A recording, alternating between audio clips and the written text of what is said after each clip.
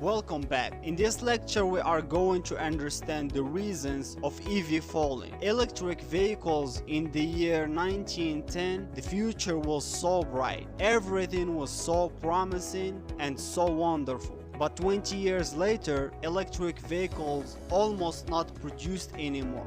Why? First of all, one of the main reasons is oil. And I mean a lot of oil was extracted from the land. Oil boom in Texas, in Oklahoma, and in California. For more than a century, United States were the largest oil producer in the world. What does that mean? It means that oil was cheap. And keep in mind that oil is energy. It stored energy. A lot of oil was amplified by the lack of electricity. While oil is stored energy, electricity before charging a battery first have to be generated. Of course, we cannot say that there were no electric power generation at all. It was, for example, year 1881 Central Power Station in Surrey, United Kingdom. Year 1882 Central Station in New York, United States. 1819 about 1,000 central power stations in United States, and just in very beginning of 20th century about few thousand central station in United States. But was electric able to beat fossil fuel? I guess not. Why? You see, the main part of central power stations generating electricity utilized fossil fuel, which means that if you get gasoline car as example, you just fill your tank, start the engine and move. In another hand, electric car, you take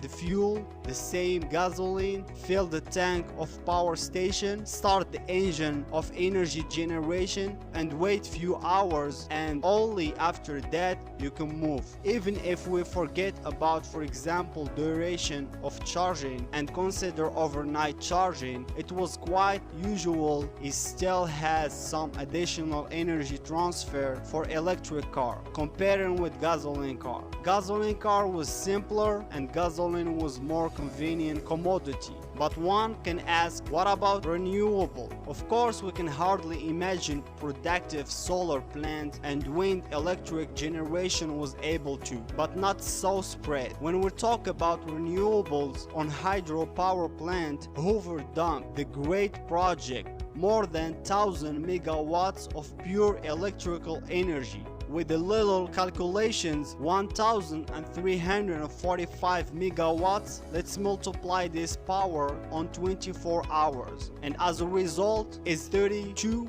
billion watt hours. And if you take in mind that P1 lead acid battery, let's take it as a sample, capacity is 0.6 kilowatt hours. It means that more than 53 millions of pure electric cars could be charged during one day. It sounds amazing, right? Then what's wrong? The only weak point is date, 1936. The electric vehicles were already dead. It was too late. Okay, we can remember the Edison Vulcan Street plant in Appleton, Wisconsin, year 1882. It was much smaller, a little bit more than 12 kilowatts. It means 300 kilowatt hours. And if we transfer in electrical cars of that time, it is about 500 cars charged during one day. If we consider overnight charging, for example 8 hours, it means a little bit less than 168 cars. Or if we will calculate in Tesla, it is about only 1 Tesla charged overnight. Of course, such a small hydro plant was enough for small town.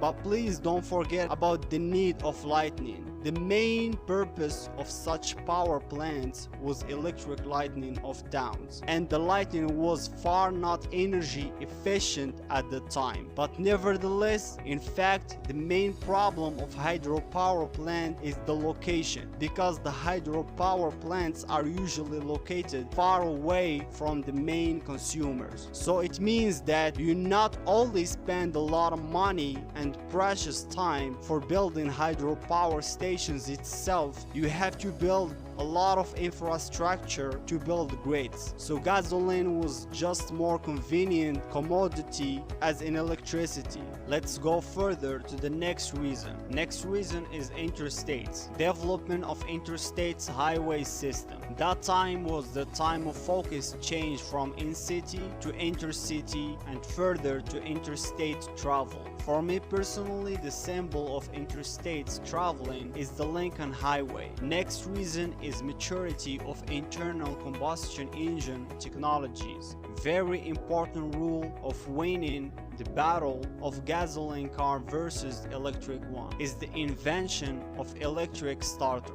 When we were talking that electric vehicles were safer and more convenient, it means that in order to start your gasoline car you need to start it by a hand crank, and the hand cranking was not so safe and requires a lot of effort. Just imagine you are a lady, for example, or you are a gentleman and you want to be free and don't want to rely on a chauffeur. You need to start your engine, walk out and cranking, run back again and hope that everything is okay. It was rather complicated and for very long period. Electric vehicles were the choice of wealthy women. Doctors, for example, in fact, even more, some authors said that electric cars was often considered as a kind of woman car, in contrast with more masculine gasoline car. So electric starting invention by Charles Kettering was a very important part in the battle between gasoline and electric car. It's ironic, electric starter just helped gasoline cars to beat electric cars. The last summarizing cornerstone reason is price. Henry Ford had made the dream come true. He made the car affordable. The price of gasoline car was about $600. The price of electric vehicles both 3 times higher. $600 was the cost of battery upgrade from old lead acid battery to new nickel iron proposed by Edison. You see, it was like battery of electric vehicle was not only weight as much as a whole gasoline car, but cost as much as well.